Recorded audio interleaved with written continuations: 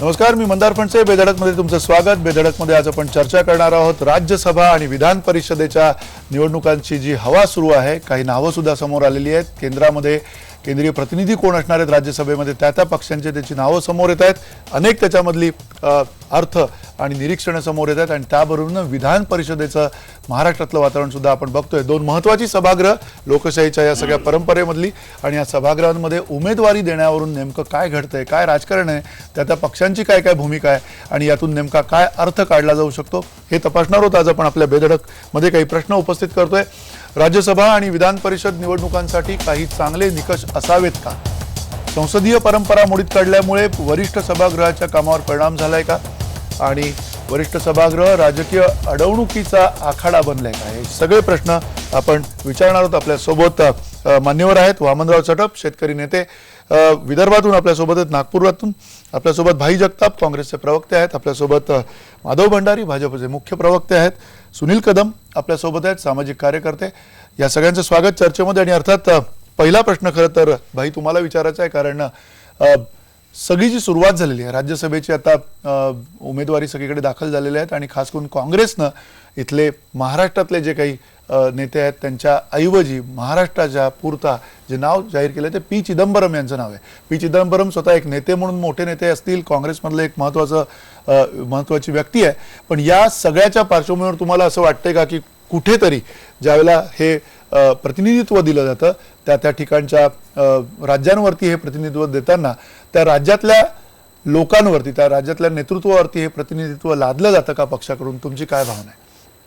नाही, असं आहे की सगळ्यात प्रथम आपण त्या वरच्या सभागृहाचा एक संसदीय आपल्या लोकशाहीच्या प्रणालीमध्ये जे महत्त्व आहे ते समजून घेणं आवश्यक आहे.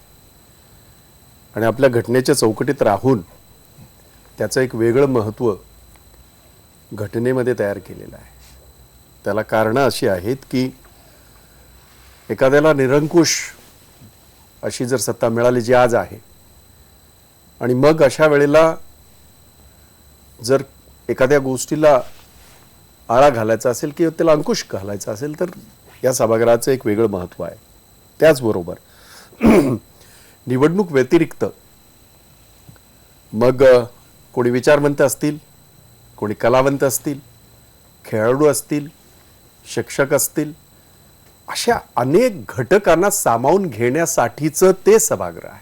हे आपल्याला सगळ्यांना पहिलं समजून घेणं आवश्यक आहे. आता राहिली गोष्ट चिदंबरम यांची. गेल्या 67 वर्षामध्ये अनेक वेळेला, आता मागच्याच वेळेला राजीव शुक्ला हे होतेच ना. ही जी जागा होती ही राजीव शुक्लांची होतीच. त्यामुळे आजच काहीतरी असं घडलंय असं काही समजण्याचं कारण नाही. माजी पंतप्रधान अगदी नरसिंह राव सुद्धा, हे सुद्धा या महाराष्ट्रामधून अनेक वेळेला या ठिकाणी हे होते, राज्यसभेचे किंवा माजी पंतप्रधान मनमोहन सिंग होते, माजी पंतप्रधान. होय, नाही, आता हे झालं काँग्रेसचं. आता जे काही तुम्ही वाचलत किंवा तुम्ही सांगितलं त्याच्यामध्ये सुरेश प्रभू आंध्रमधून आपणच म्हणालात, पर्रिकर मध्य प्रदेशमधून किंवा आसाममधून असा माझा हे आहे, माझी माहिती आहे. आणि म्हणजे ते अगोदरच आहेत. त्यामुळे या राज्यसभेवरच्या नियुक्त्यांचा असा निकष की फक्त तो राज्याचा आणि तो परराज्याचा असा न राहता हे वरचं सभागृह आहे, हे ज्येष्ठांचं सभागृह आहे खऱ्या अर्थाने, सगळ्या अर्थाने, सर्व अर्थाने. तर त्याचा तो आबाबना आणि त्याचा तो एक जे महत्त्व आहे ते अशा प्रकारच्या चर्चेने आपण खरं तर कमी करता कामा नये असं माझं मत आहे. आपलं वेगळं असू शकेल हे मी माझं मत सांगेन. नक्की तुम्ही म्हणता हे माझं मत आहे. तुमच्या मताचा सुद्धा आदर नक्की करायला हवा सगळ्यांनीच. पण त्या या बरोबरीनं वामनराव तुम्हाला सुद्धा हाच प्रश्न आहे की मुळात ही सगळी जी प्रथा परंपरा चालू आहे, कुठेतरी गेल्या काही काळामध्ये सर्व पक्षांनी या प्रथा परंपरा ज्या आहेत त्या बाजूला सारल्या आहेत का? आणि या प्रथा परंपरा जर का बाजूला सारल्या असतील तर नेमकी काय परिस्थिती असायला हवी होती असं वाटतं? कारण प्रत्येक राज्याच्या साठी जी व्यक्ती जायला हवी त्या राज्यामध्ये तशा प्रकारची व्यक्ती नाही आहे असं आपण समजायचं की त्या प्रकारची व्यक्ती राज्यावरती लादली जाते असं आपण समजायचं? नाही, याच्या मागची खरी कल्पना जे म्हणून ज्येष्ठ नेते किंवा पक्षाला हवे असे उमेदवार जर निवडून आले नाही तर त्याचं पुनर्वसन या पद्धतीने केलं जातं. खऱ्या अर्थाने त्याच्यासाठी काही वेगळ्या तऱ्हेचं मेरिट निकष कधीही लावले जात नाही. आम्हाला ही माणसं पाहिजे, वरिष्ठ सभागृहात पाहिजे. भलाही आम्ही म्हटलं की हे वरिष्ठ सभागृह आहे, ज्येष्ठांचं सभागृह आहे, वेगवेगळ्या क्षेत्रातली नामवंत माणसं यात यावी आणि त्यासाठी 12 जागा राज्यसभेला राष्ट्रपतींच्या कोट्यातनं आणि 12 जागा विधान परिषदेला राज्यपालाच्या कोट्यातनं, ज्या क्षेत्रातली माणसं आली नाही त्याला.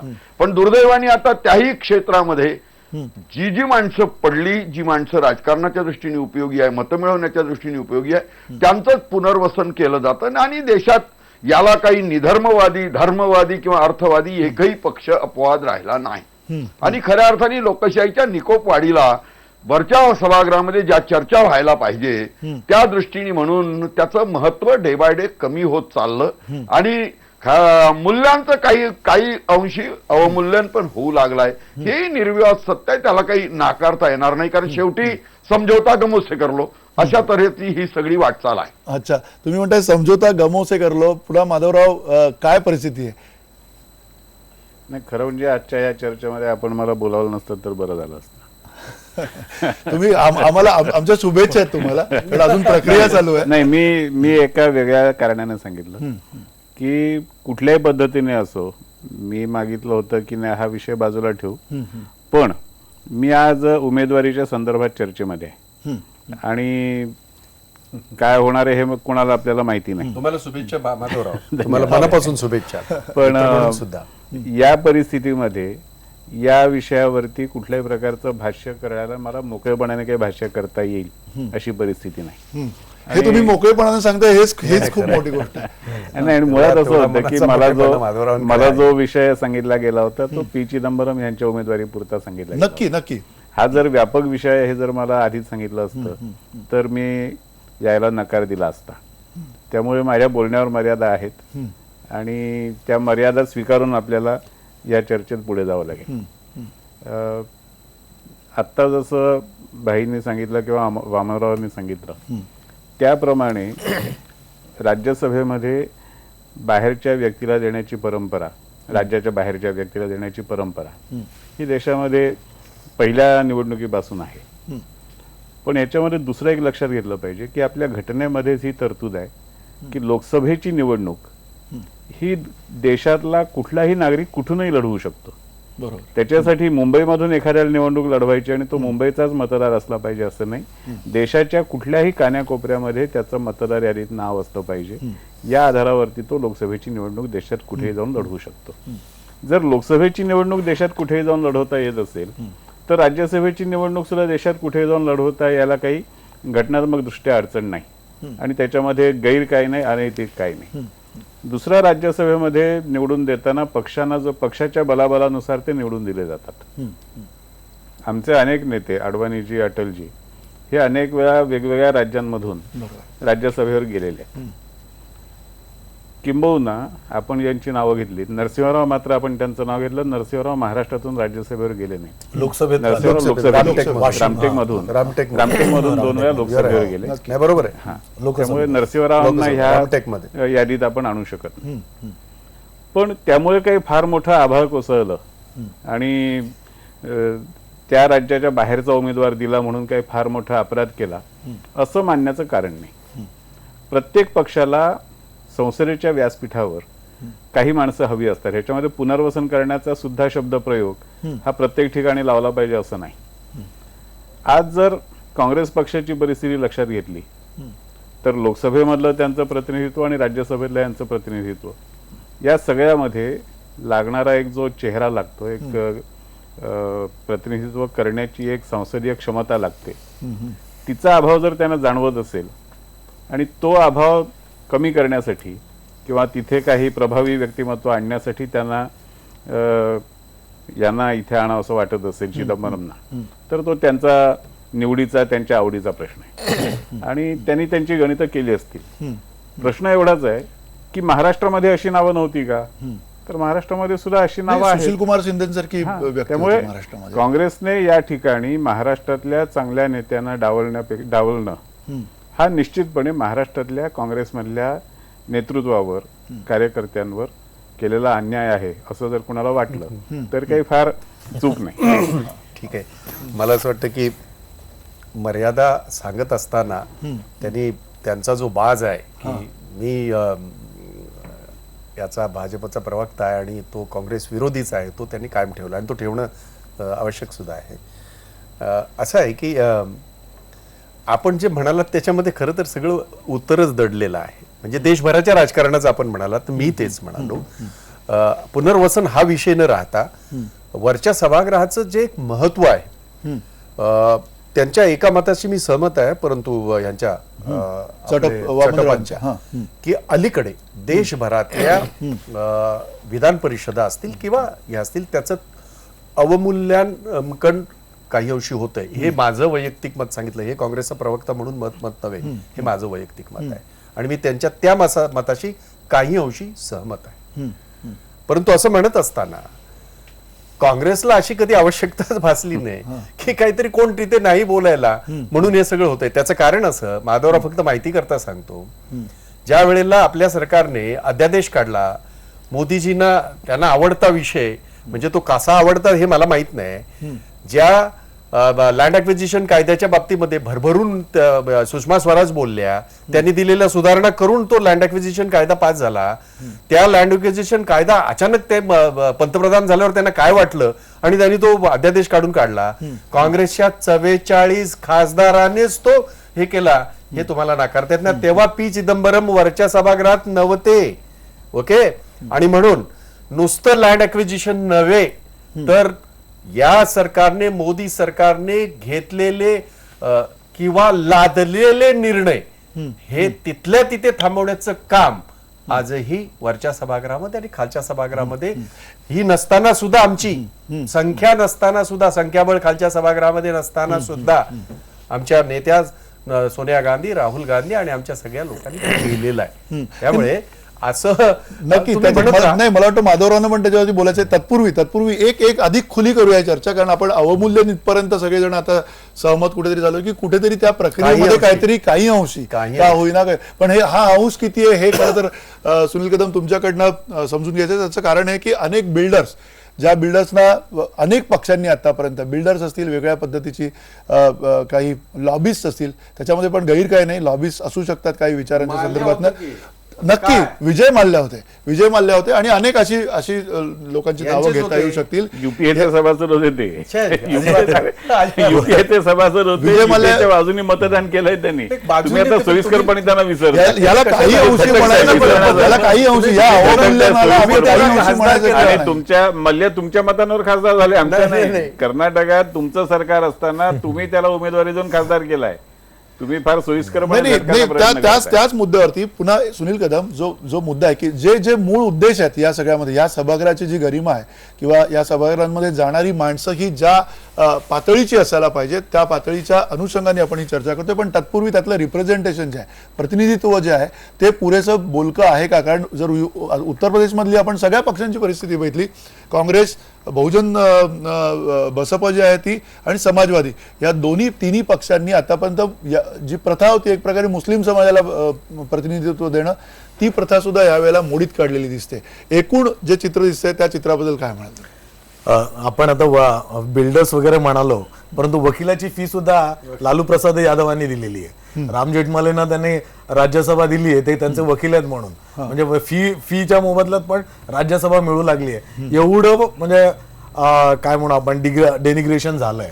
एनिवे, अर्थात राम जेठमलानी हे तितकेच पात्रही आहेत, दॅट इज डिफरंट थिंग. म्हणजे ते आधीही राज्यसभेत होते, हे जरी असलं तरी ज्या प्रकारे हे घडलंय ते महत्वाचं.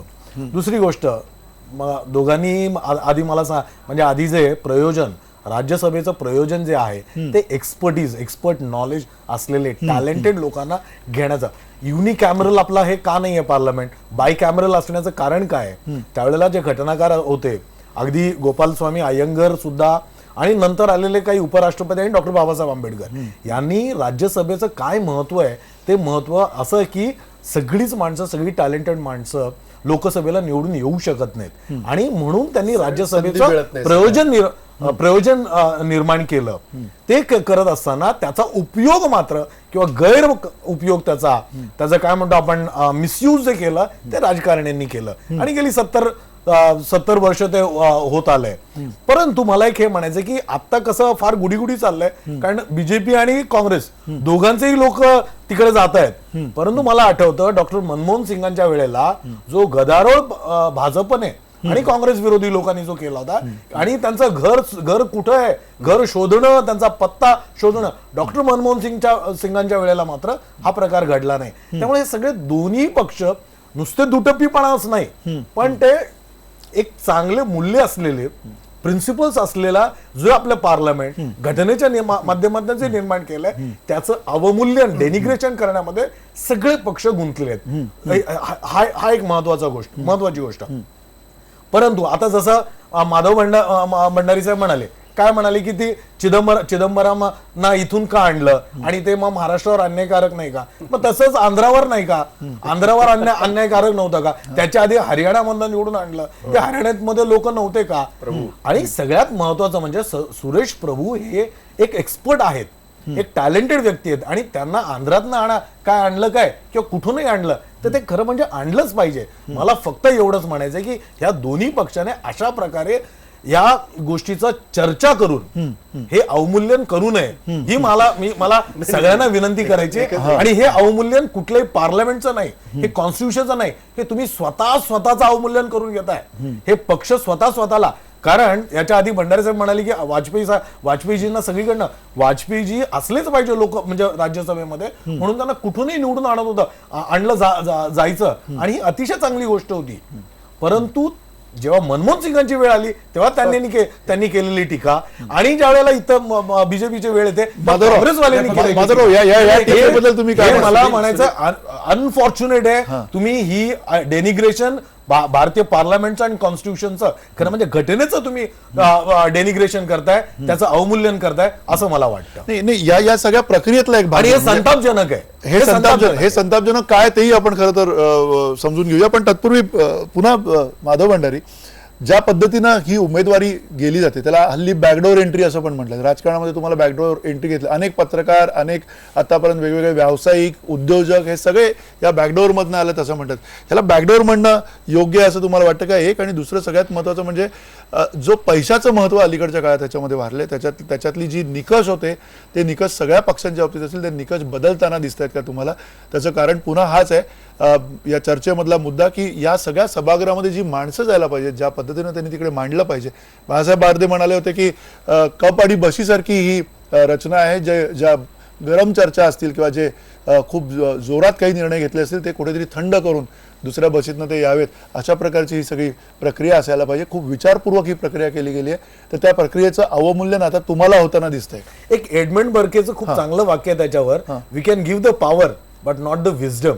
It's very difficult to give the wisdom, it's easy to give the power. Right, त्या संदर्भात नक्की. पण माधवराव तुम्हाला हे दिसतंय का, म्हणजे जे प्राबल्य वाढले गेल्या काही काळामध्ये? कारण आपण भाईंची निवडणूक बघितली म्हणून मी तुम्हाला हा प्रश्न विचारला. भाईंची निवडणूक अवघड होती यावेळेची. नाही, पण 2-3 गोष्टी आपण मला बरेच प्रश्न एकत्र विचारले, आरामात उत्तर आणि सुरुवातीला जे भाई बोलले रे त्याच्यातलं एक उत्तर देणं आवश्यक आहे, तिथून सुरुवात करतो.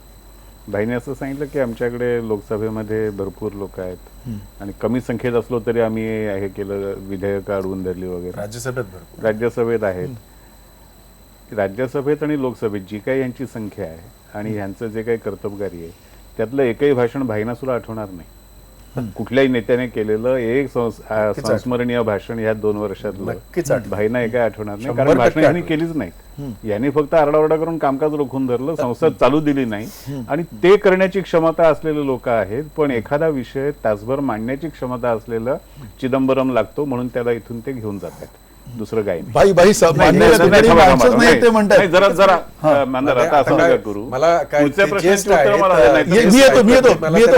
प्रश्न सुटून जातील. अडवायचं नाही त्यांना, परंतु असं आहे की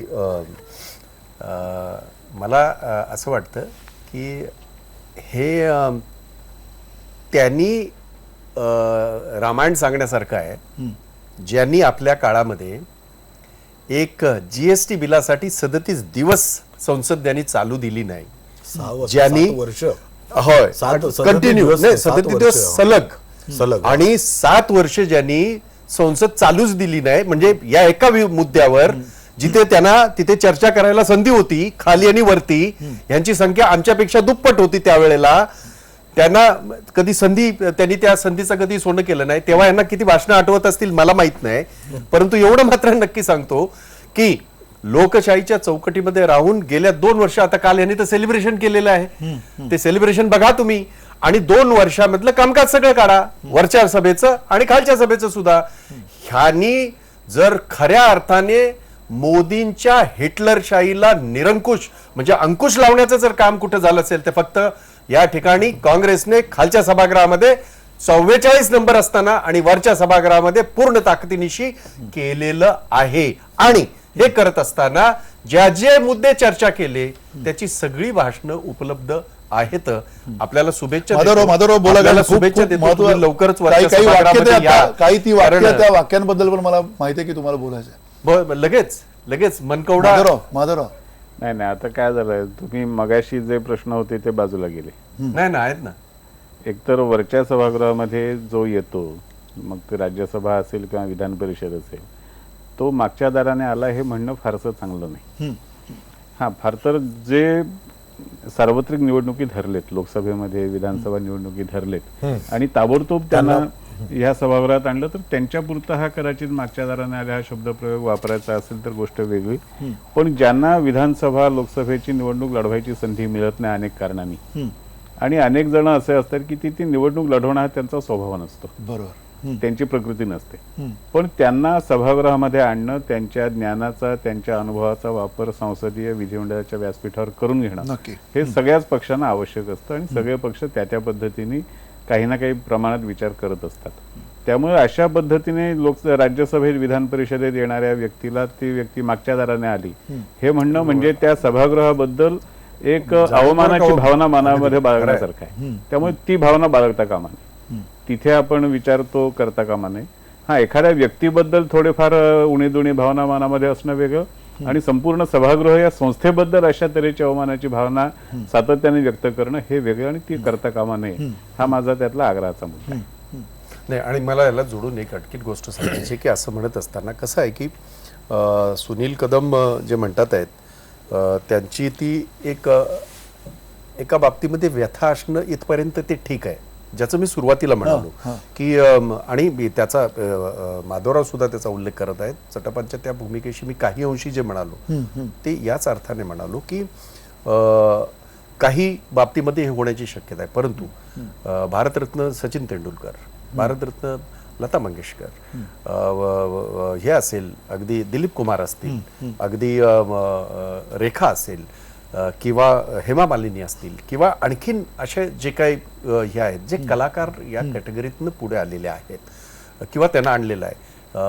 अनेक स्पोर्ट्समन आहेत. आता अलीकडे ती मेरी कोमला ही सगळी ह्यांना आपण असं म्हणणार की हे बॅकडोरने आले, कसं म्हणता येईल आपल्याला. गुलजार काही वेळेला होते, अनेक म्हणजे अशी जावेद अख्तर होते, म्हणजे अशी एवढी मोठी नावं घेता येतील की जी त्या याच्यापेक्षा जास्ती इतर नावं घेता येतील एवढी जर का आपण लिस्ट काढली तर गोष्ट हे आपल्याला मान्य करावं लागेल की ज्यांना शक्य झालंय पैशाच्या बळावरती असेल किंवा इतर त्यांच्यामधल्या पक्षातल्या ज्या काही भूमिका असतील त्याच्या बळावरती असेल, जी चांगली माणसं अजून होती ना या प्रक्रियेमध्ये आजही महाराष्ट्रामध्ये सुद्धा विधान परिषदेवर त्या पक्षातल्याच लोकांना जावं लागतं. एकच बॅकडोर एंट्रीला मात्र फक्त एकाच गोष्टीचा खुलासा करू द्या. एक तर असं आहे की याच्यामध्ये आपण बॅकडोर ह्या शब्दावर बोलतोय, याच्यामध्ये आपण म्हणालात त्याप्रमाणे आज महाराष्ट्राच्या विधान परिषदेमध्ये 78 जागा आहेत. इथे देशाच्या ह्याच्यामध्ये सुद्धा 172 ते 178 जागा देशाच्या याच्यामध्ये राज्यसभेमध्ये आहेत. ही नावं जशी आहेत तशीच ज्याचा आपण उल्लेख करत आहात, राज्यसभेमध्ये ओपन हँड दाखवून मतदान होतं, तिथे घोडा बाजार होत नाही, आपल्या माहिती करता, आणि तो तुम्हालाही माहिती आहे. तशाच प्रकारे विधानसभेत व्हावा अशा प्रकारचा कायदा सुद्धा याच्यापूर्वी युपीए सरकारने तो हे केला होता, अजून आला नाही पण तो येईल अशी अपेक्षा आम्ही करतोय. आणि त्यामुळे आमच्या सगळ्यांच्या भावना त्याच आहेत ज्या आपण म्हणताय की जिथे अशा प्रकारचा घोडे बाजार होता कामा नये.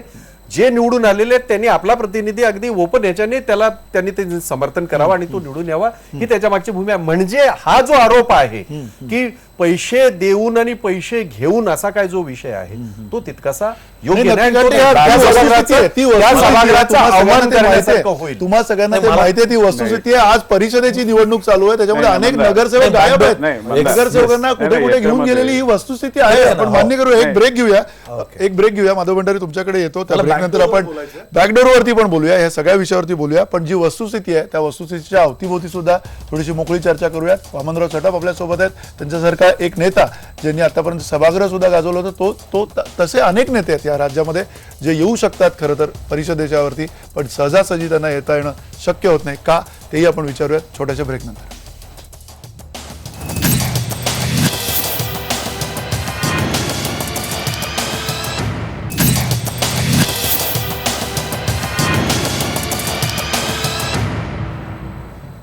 पुन्हा एकदा स्वागत. आपण चर्चा करतोय विधान परिषद आणि राज्यसभांच्या ज्या निवडणुका आहेत त्या अनुषंगाने, आणि आपल्यासोबत अनुभवी नेते आहेत. भाई जगताप आहेत, माधव भंडारी आहेत, वामनराव चटप आहेत, सुनील कदम आपल्यासोबत आहेत, सामाजिक कार्यकर्ते. आणि खरं तर समजून घेतो या सगळ्या सभागृहाची प्रक्रिया काय असली पाहिजे आणि नेमकी प्रत्यक्षात काय दिसते परिस्थिती. वामनराव, पुन्हा प्रश्न हाच आहे की ज्या पद्धतीनं अनुभवी नेते यावेत अशी जी आपण अपेक्षा करतोय, त्या नेत्यांच्या तिथे येण्यामागे, तिथे एंट्री जी व्हायला पाहिजे त्या एंट्रीमध्ये अनेक अडचणी असतात. आत्ता तर पैशाचं प्राबल्य प्रचंड वाढले, परिषद असो किंवा अगदी राज्यसभा असो. अशा वेळेला ही सगळी प्रथा, ही सगळी परंपरा कुठेतरी वेगळं वळण घेताना तुम्हाला दिसते का?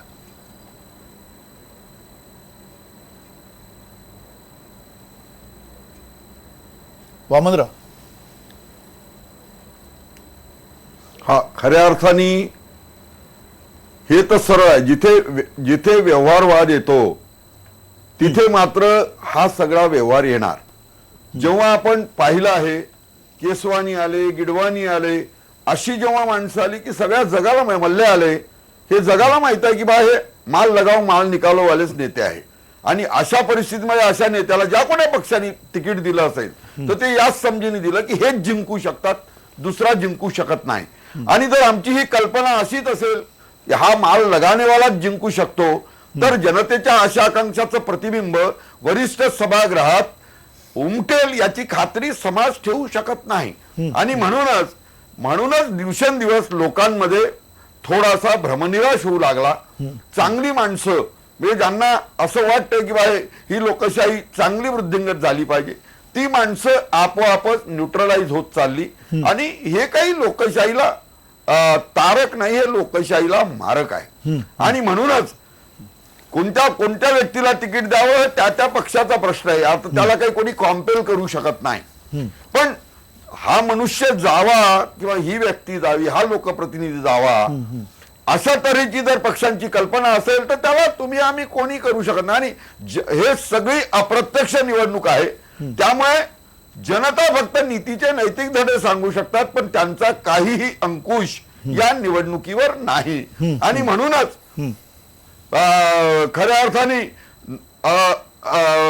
वाईट शब्द आहे लोकशाहीच्या दृष्टीने की अनवॉन्टेड माणसं वरिष्ठ सभागृहात जातात आणि दुर्दैवाने चर्चेच्या वेळेला बसत नाही, चर्चेत भाग घेत नाही. त्यामुळे जनतेच्या आशा आकांक्षाचं प्रतिबिंब जे वेगवेगळे समूह अपेक्षा करतात ते कधीही चर्चांमध्ये उमटत नाही. आणि हे लोकशाहीच्या दृष्टीने अत्यंत घृणास्पद आहे असं मी म्हणेन. अच्छा, तुम्ही अतिशय स्पष्ट बोललात. याच्यामध्ये काही आपले प्रेक्षक आहेत ते म्हणतात, सचिन आहेरकर म्हणतात, मुळात विविध मतदारसंघातील जागा वाटप कोणत्या निकषावर होतात हा विषय सर्वसामान्यांच्या आकलन क्षमतेच्या पलीकडचा आहे.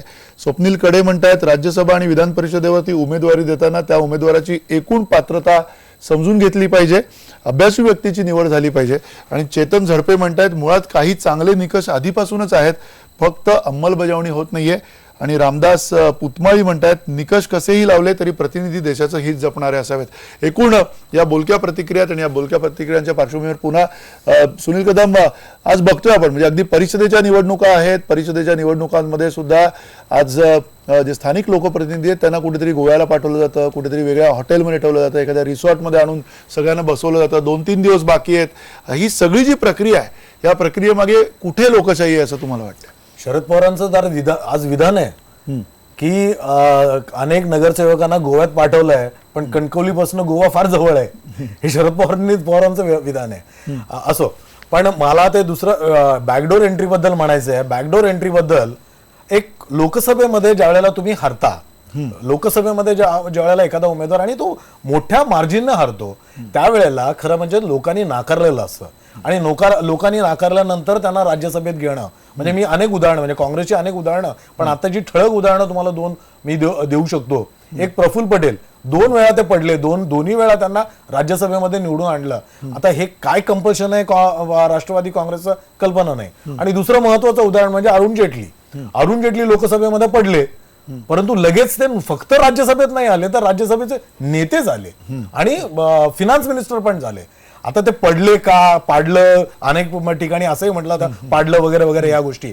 परंतु या ज्या बॅकडोर एंट्रीज आहेत ना, मगाशी माधव भंडारीचं म्हणाले की हे खरं म्हणजे अवमूल्यन करताय तुम्ही सभागृहाचं. मला सभागृहाचं अवमूल्यन अजिबात नाही म्हणायचं. हे तुम्ही स्वतःचं अवमूल्यन करताय, हे पक्ष स्वतःचं अवमूल्यन करताय की एका चांगल्या सभागृहाचा दुरुपयोग तुम्ही करताय, मिसयूज तुम्ही करताय. त्यामुळं इथं कुठेही सभागृहाचं अवमूल्यन होताना मला वाटत नाही. पण मला हे नक्की वाटतं की हे जे पक्ष ते बेजबाबदारपणे वागतायत आणि बेजबाबदारपणे वागून अवमूल्यन करतायत. सो सभागृह, कॉन्स्टिट्यूशन आणि या सगळ्या गोष्टींचं अवमूल्यन होतं वगैरे हे म्हणण्यापेक्षा आपण किती अवमूल्यन करतोय आणि त्यामुळं कुठेतरी अंतर्मुख होऊन पक्षानं आणि पक्षाच्या लोकांनी इतरांनी, जसं आता बिल्डरचं सांगितलं, म्हणजे पैसे टाका आणि तुम्ही हे करा. महाराष्ट्रामधनं एक बिल्डर तर असे होते की सगळेच पक्ष त्यांना पाठिंबा द्यायला तयार होते. म्हणजे ते पुण्याचे काकडेनं असा कुठला पक्ष होता की जो पाठिंबा द्यायला तयार नव्हता? तो राष्ट्रवादी असेल, भाजप असेल, तो इव्हन मला वाटतं फक्त शिवसेनेचा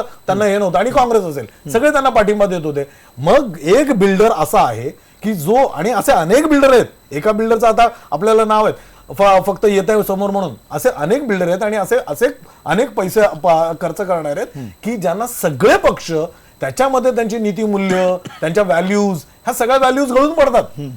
आणि मग मात्र ह्या सगळ्या पक्षांना एक माणूस चालतो. हा जो काय प्रकार आहे हा खरं म्हणजे संतापजनक आहे. आणि दुसरं जास्त मल्ल्यांबद्दल सारख्यांचं हे करतात, ती अशी माणसं तर खरेदी करतात हो. म्हणजे आणि खरेदी कोणाला? आमदारांना नाही करत, नगरसेवकांना नाही करत, पक्षाला खरेदी करतात. कारण पक्ष त्यांना पाठिंबा देतो. हे अधिक दुर्दैव आहे. म्हणजे आमदार वगैरे विकले जात असतील ना, ते खरं म्हणजे ते चाललं असतं. एक आमदार विकला जातो, एखादा नगरसेवक कुठेतरी ते काय म्हणतात ना रिटेलवर चालतं ते. अहो इथं घाऊक, म्हणजे इथं घाऊक प्रमाणामध्ये पक्षच जो विकला जातोय, पक्षाला कुठेतरी देणगी दिली जाते आणि त्या मोबदल्यामध्ये यांना कुठेतरी राज्यसभा दिली जाते किंवा विधान परिषद दिलं जातं. ह्याही जी बॅकडोर एंट्री आहे किंवा हा जो प्रकार आहे तो अतिशय संत आणि लोक भडकले त्याच्यामुळे. लोकांना म्हणजे आम्ही ज्यांना पाडलं, ज्यांना आम्हाला जो नको होता त्याला तुम्ही पुन्हा, हा महत्वाचा मुद्दा आहे भाई. हा मुद्दा तुम्हाला मान्य होतोय का की एक व्यक्ती पडले आणि त्या व्यक्तीला तातडीने पुन्हा त्या अर्थाने लोकांनी नाकारले असं म्हणायचं? साधं उदाहरण, डॉक्टर बाबासाहेब आंबेडकर निवडणुकीमध्ये जर हरले म्हणजे त्यांच्यामध्ये क्षमता नव्हती किंवा त्यांच्यामध्ये ते लोक त्यांना मानत नव्हते असं म्हणणं आहे? हे अशा प्रकारे तुम्ही अगदी चांगलं उदाहरण दिलं. एक मिनिट मला याचं उत्तर मी डॉक्टर बाबासाहेब नाही कदम, तुम्ही बोलत असताना मी याच्यासाठी दोन्ही केसेस फार काय चांगलं बोलताय असं तुम्हाला वाटत असेल. नाही आपण ऐकून घेऊया ना, आपण ऐकून घेऊया त्यांचं काय मुद्दा आहे. आंबेडकरांचं उदाहरण काय बोलावं? नाही सुनील कदम, मी येतो तुमच्याकडे येतो मी. डॉक्टर मनमोहन सिंग एक यांच्या बाबतीमध्ये या देशाला लाभलेला आजपर्यंतचा एक अर्थतज्ञ, पण डॉक्टर डिफेंड नाही केलं कधी. कमॉन यार, मला वाटतं आता आपल्या मर्यादेत राहिलं तर जास्त बरं होईल. नाही बोला. डॉक्टर मनमोहन सिंग, डॉक्टर अब्दुल कलाम, आता जी तुम्ही उदाहरण देतात हे महाशय, एखाद्याचं उदाहरण म्हणजे एक मल्ल्या, एक अमुक, एक तमुक. आपण जेव्हा चर्चा करतोय मी त्या सभागृहामधल्या 172 174 लोकांची चर्चा करतोय. महाराष्ट्रातली चर्चा करताना आपण 78 लोकांची चर्चा करतोय. तरी सुद्धा त्या मताशी मी म्हटलं जे काही अंशी मला ते जाणवतंय आणि ते खरं सुद्धा आहे काही अंशी, हे मी सुरुवातीलाच म्हणालो की अशी सुद्धा माणसं नाही येता कामा. अरुण जेटलींचं त्यांनी उदाहरण दिलं, जरी माझ्या पक्षाचे नसले तरी. आज ही गोष्ट आपल्याला मान्यच करावी लागेल की एखाद्या व्यक्तीची, एखाद्या घटकाची एक उपयुक्तता, त्यांच्या दृष्टीने ती असलेली उपयुक्तता म्हणजे त्या लोकांना संधी द्यायची नाही. देशाच्या दृष्टीने ह्या सगळ्या गोष्टीचा उद्या आपण जेव्हा असा विचार करतोय की विशिष्ट क्षेत्रातली काही माणसं असली पाहिजे, कदाचित त्यांना तिकीट देऊन ती निवडून येणार नाहीत, अशा अनेक वेळा झालेला आहे. एखादे नामवंत वकील आहेत, ते अनेक वेळेला ते नाही आले, त्यांना त्या ठिकाणी आणण्यात आलेलं आहे. आणि म्हणून ही संसदीय लोकशाहीच्या परंपरा जी आहे त्याचं आपल्याला असं बोलून अवमूल्यन करू नका. तुम्ही एक्सपर्ट आहात म्हणजे तुम्हालाच फार काहीतरी लोकशाहीतलं कळतंय, आणि लोकशाहीच्या याच्यामध्ये प्रक्रियेमध्ये काम करणारे लोक हे सगळेच असे आहेत. असा जो मुद्दा नाही हा. असं आहे की आव असा आणायचा, आव असा आणायचा की बघा हे असं आहे, बघा ते तसं आहे. मग तो आव आणत असताना त्या 174 बद्दल सुद्धा बोला, त्या 78 बद्दल सुद्धा बोला, आपण त्याबरोबर मल्ल्याबद्दल सुद्धा बोला, आणखीन बिल्डर बद्दल सुद्धा बोला, किंवा आणखीन कुणाबद्दल सुद्धा बोला. त्यामुळे असं दाखवायचं जसं काय काय बघा चाललेलं आहे. मला उत्तर असं द्यायचंय की उदाहरणं 1-2 मी आता 174 लोकांची नावं नाही मी 150 उदाहरणं देईन तुम्हाला. नाही मी आता मी 200 देतो उदाहरण द्यायला. एक लक्षात घ्या, एक लक्षात घ्या. नाही अहो गेली 70 वर्ष गेली 70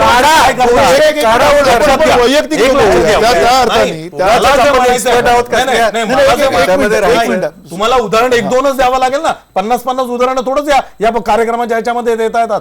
एखादं दुसरं उदाहरण देऊनच तुम्हाला पहिली गोष्ट डॉक्टर बाबासाहेब आंबेडकरांबद्दल जे म्हणाला तुम्ही, डॉक्टर बाबासाहेब आंबेडकरांना तुम्हाला ते दक्षिण मध्यचं जे तिथलं जे इलेक्शन आहे हे तुम्हाला चांगलं ठाऊक आहे. आता मग तुम्हाला तुमच्या दुखते जी रग आहे त्याच्यावर बोट ठेवलं म्हणून तुम्ही काँग्रेसनं त्यांना पाडलं.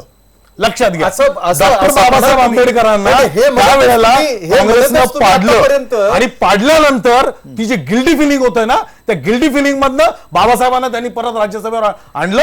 ही खरी वस्तुस्थिती आहे. बाबासाहेबांबद्दल तुम्ही अशा प्रकारे काँग्रेस घटना समितीमध्येच येऊ देत नव्हते. बाबासाहेबांना पश्चिम बंगालमध्ये जावं लागलं. बघा ना,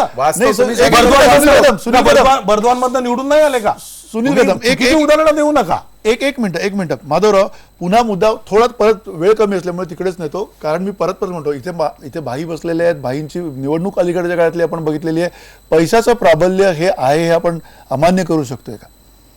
नाही, पैशाचं प्राबल्य आहे हे अमान्य करण्याचं कारण नाही, आणि म्हणून तर घोडेबाजार आणि हे सगळे शब्द ते त्यातून आले, आणि ते असता कामा नये ही सुद्धा वस्तुस्थिती आहे. आता ते असता कामा नये हे म्हणत असताना त्याच्यासाठी काही निवडणूक सुधारणा कराव्या लागतील. आतापर्यंत गेल्या 60 वर्षामध्ये अशा तऱ्हेच्या अनेक सुधारणा अनुभवातून वेळोवेळी केल्या गेल्या, जी राज्यसभेच्या बाबतीत झाली, त्याच्यातूनच त्या अनुभवातूनच झाली, आणि ही सुधारणा पुढच्याही काळामध्ये होणार नाही असं मानण्याचं कारण नाही. पण मला एका मुद्द्याकडे परत यायचंय की आपल्या संसदीय लोकशाहीची रचना करताना सर्वसमावेशकता हा त्यातला पैलू आहे, हा त्यातला आग्रहाचा मुद्दा आहे की समाजातल्या सगळ्या घटकांना त्या सभागृहामध्ये, संसदेच्या व्यासपीठावर, विधिमंडळाच्या व्यासपीठावर संधी मिळाली पाहिजे. म्हणून लोकसभा, राज्यसभा, विधानसभा, विधान परिषद अशा तऱ्हेची द्विस्तरीय रचना केली गेली. आणि त्याच्यामध्ये सुद्धा घटनाकारांनी एवढा विचार केलेला आहे की ही रचना करून सुद्धा अनेक कारणांनी काही जण निवडून जाऊ शकणार नाहीत, तर त्यांना राष्ट्रपती आणि राज्यपालांकरवी नियुक्त करण्याची तरतूद केली. आता हे करत असताना सगळ्या रचना, सगळ्या व्यवस्था ह्या कागदावर चांगल्या असतात, त्या आपण वापरतो कसं ह्याच्यावरती त्याचं अवलंबून असतं. आणि मुख्यतः जो रोख उद्योगपतींच्या बाबतीत येतो, उद्योगपती सभागृहात गेला की त्याच्याबद्दलची जी भावना होते ती अर्थात अनुभवातून होते, ती काही अकारण असं मी म्हणणार नाही, पण घनश्यामदास बिर्ला सुद्धा राज्यसभेत होते, राहुल बजाज राहुल राज्यसभेत बजाज होते. असे अनेक आणि असे अनेक आणि उद्योगपती उद्योजक हा सुद्धा देशातला महत्वाचा घटक आहे ना. नक्कीच. आणि त्या महत्वाच्या घटकाला संसदेच्या व्यासपीठावर, विधिमंडळाच्या व्यासपीठावर आपल्या क्षेत्राची भूमिका मांडायला जागा असली पाहिजे, त्याचं प्रतिनिधित्व तिथं असलं पाहिजे. हा, त्याच्याबरोबर हे म्हणता येईल की असे जे निवडून गेलेले उद्योगपती उद्योजक म्हणणारे लोक आहेत, त्यांनी आपल्या क्षेत्रासाठी त्या 6 वर्षामध्ये काय केलं, कॉन्ट्रीब्युशन काय, हा प्रश्न विचारला पाहिजे. मूल्यांकन करता त्याच्या आधी पण त्यांचं पाहिजे. कॉन्ट्रीब्युशन काय हे पाहिलं पाहिजे. नाही, समजा काही जणांचं अगोदर नसेल, पण त्या सभागृहात गेल्यानंतर बरं. 6 वर्षात पण त्यांनी हेच आपल्या मुळात क्षेत्रासाठी आयोजन आहे काय ना, केलं. राज्यसभा आणि विधान आणि परिषदेचं पण हा जो मुद्दा आहे प्रयोजन हा आहे फक्त उद्योजकांपुरता न लावता ज्या कलावंतांना, ज्या क्रीडापटूंना आपण त्या सभागृहामध्ये नेलं, पाठवलं, त्यांनी सुद्धा आपल्या क्षेत्रासाठी काय केलं. आणि मग आपल्या लक्षात येईल की या सर्व क्षेत्रांमधल्या वेगवेगळ्या लोकांनी आपापल्या क्षेत्रासाठी जे योगदान करायला हवं होतं ते दुर्दैवाने गेल्या 60-70 वर्षात झालेलं नाही. म्हणजे चांगले क्रीडापटू राज्यसभेत गेले नाहीत का, तर गेले, पण त्यांनी क्रीडा क्षेत्रासाठी धोरणात्मक काही केलं का, तर त्याचं उत्तर शोधायला फार कष्ट पडतील.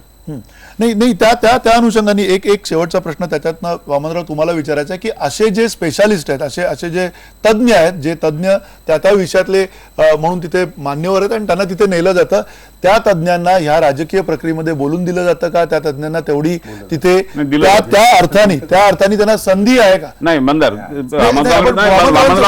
मी मत घेतो आधी, वामनरावांचं मत घेतो. वामनराव, तुमचं काय म्हणणं आहे? नाही, खऱ्या अर्थाने एकदा वेळेचं जे वाटप असतं ते संख्येवर असतं आणि वेळेचं वाटप संख्येवर असल्यामुळे त्यांना त्यांची बाजू परिपूर्णपणे मांडायला पुरेसा वेळ मिळत नाही. आणि मग अशा वेळेला ज्यांना वेळच मिळाला नाही ते कशी आपली बाजू परिपूर्ण मांडतील.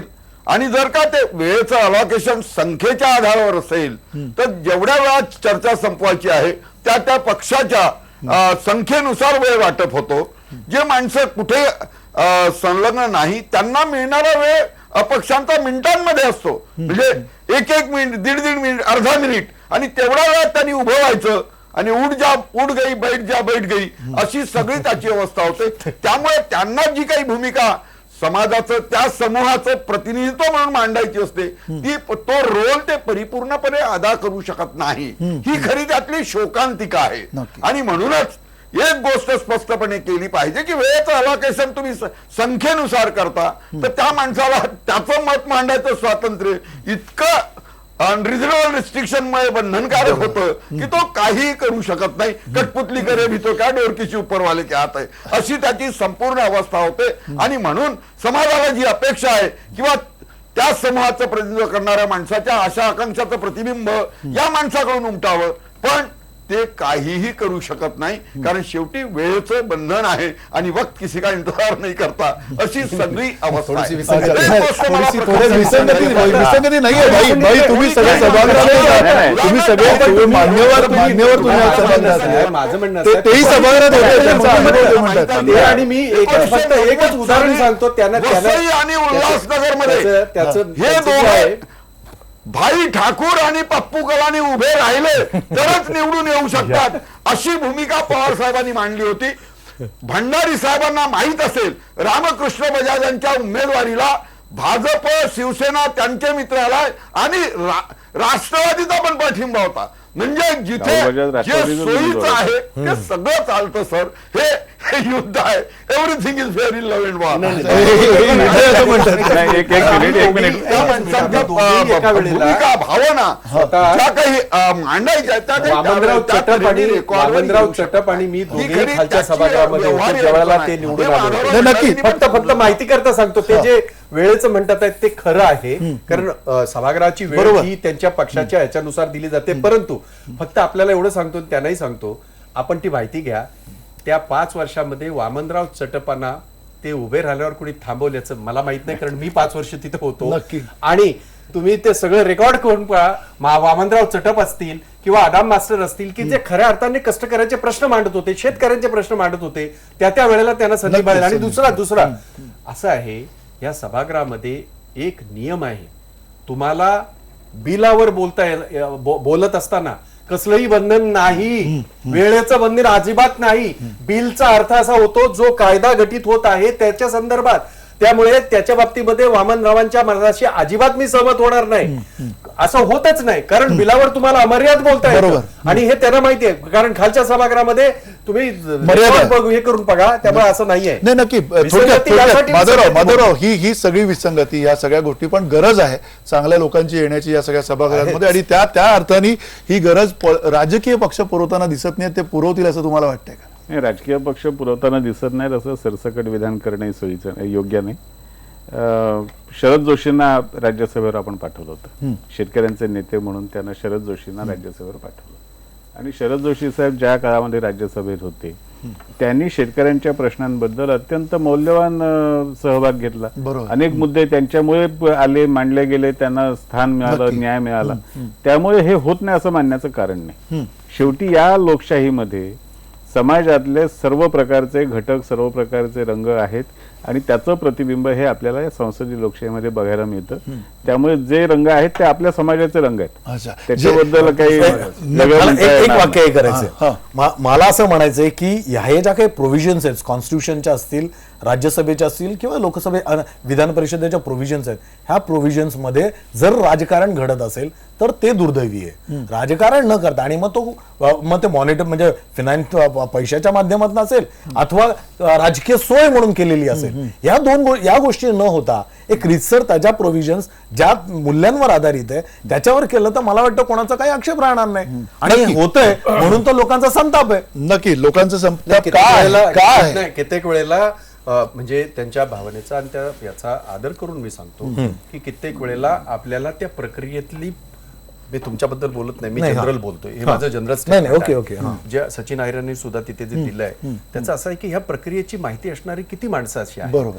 आणि त्यामुळे अर्थात त्यांच्या सगळ्या ह्यांचा आदर ठेवून आणि त्या सगळ्याचा हे अगदी हे करून आणि म्हणून काय होतं माहितीये का, जसं मी म्हटलं की मनमोहन सिंग कदाचित कुठून तरी हारले असतील, परंतु आज तो अर्थतज्ञ गरज पाहिजे, गरज होती तशा व्यक्तीची गरज सभागृहाला देशाला होती असं